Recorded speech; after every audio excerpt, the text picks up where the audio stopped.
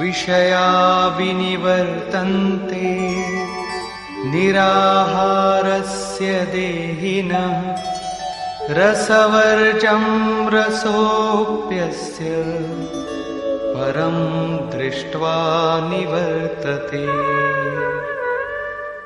ইন্দ্রিয় দ্বারা যে পুরুষগণ বিষয় ভোগ করেন না তারা বিষয় থেকে নিবৃত্ত হন, কারণ তারা গ্রহণ করেন না, কিন্তু তাদের আসক্তি দূর হয় না, আসক্তি রয়ে যায়। সম্পূর্ণরূপে ইন্দ্রিয় সমূহকে বিষয় থেকে আকর্ষণ করেন যে নিষ্কাম কর্মীগণ, তাদের আসক্তি পরং দৃষ্ট্বা, পরম তত্ত্ব পরমাত্মার সাক্ষাৎকার হলে নিবৃত্ত হয়। মহাপুরুষ কচ্ছপের মতো নিজের ইন্দ্রিয় সমূহকে বিষয় লিপ্ত করেন না। ইন্দ্রিয় সমূহ বিষয় থেকে নিবৃত্ত হলে সংস্কার লুপ্ত হয়ে যায়, এদের আত্মপ্রকাশ ঘটে না। নিষ্কাম কর্মযোগের আচরণ করে পরমাত্মার প্রত্যক্ষ দর্শনের সঙ্গে সঙ্গে সেই পুরুষের বিষয়াসক্তি দূর হয়। চিন্তন পথে প্রায়ই হঠকারিতা দেখা যায়।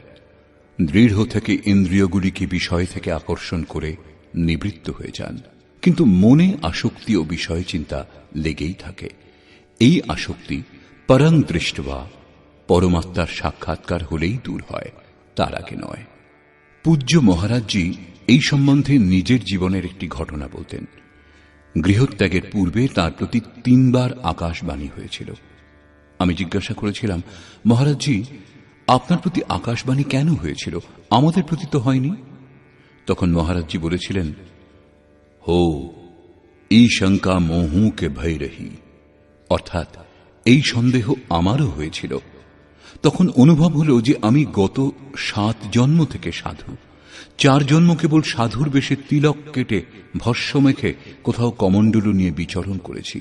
যোগক্রিয়ার জ্ঞান ছিল না, কিন্তু গত 3 জন্ম ধরে যেমন হওয়া উচিত তেমনি সাধু ছিলাম। আমার অন্তরে যোগক্রিয়া জাগ্রত ছিল। পূর্বজন্মেই নিবৃত্তি হয়ে এসেছিল, কিন্তু 2টি ইচ্ছা বাকি ছিল, স্ত্রী ও গাঁজা। অন্তর্মনে ইচ্ছা ছিল, কিন্তু বাইরে থেকে আমি শরীরকে দৃঢ় রেখেছিলাম। মনে বাসনা ছিল, তাই জন্ম নিতে হয়েছে। জন্মের পর অল্প সময়ের মধ্যেই ভগবান সবকিছু দেখিয়ে শুনিয়ে নিবৃত্তি প্রদান করেছেন। 2-3 তুড়ি দিয়েই সাধু বানিয়ে দিয়েছেন। এই কথাই শ্রীকৃষ্ণ বললেন যে ইন্দ্রিয়ের সাহায্যে যিনি বিষয় গ্রহণ করেন না, সেই পুরুষেরও বিষয় থেকে নিবৃত্তি হয়, কিন্তু সাধনা করে পরম পুরুষ পরমাত্মার সাক্ষাৎকার হলে বিষয়গুলির আসক্তিও চলে যায়। অতএব সাক্ষাৎকার যতক্ষণ না হয় ততক্ষণ কর্ম করা উচিত।